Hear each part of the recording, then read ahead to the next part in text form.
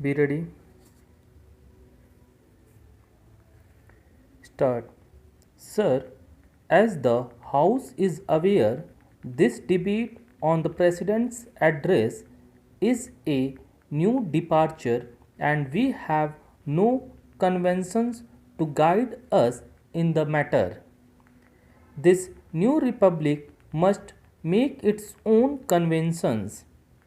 I have followed this debate, and we as the government have welcomed and will always welcome opportunities when honorable members can criticize the government or express their opinions about the various activities of the government.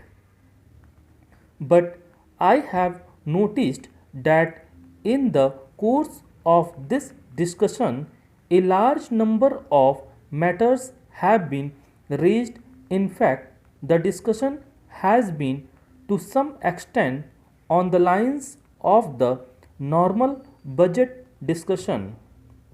Now, it is not for me, sir, to limit the discussion in any way or to restrict it, but I would suggest certain things for your consideration and for the consideration of the House. The essential nature of this debate at the beginning of the session is to give an opportunity to the opposition in the House to raise major questions of policy, in fact, to raise something which is tantamount to a vote of no confidence by the House. A new House or a new government or a government meeting in a new session naturally wants to give an opportunity to the House to decide then and there whether it approves of that government and its major lines 6F policy or not. If instead of that we have a debate on it, large number of minor issues, the major issues are obscured and the principal object of such a debate is therefore not served.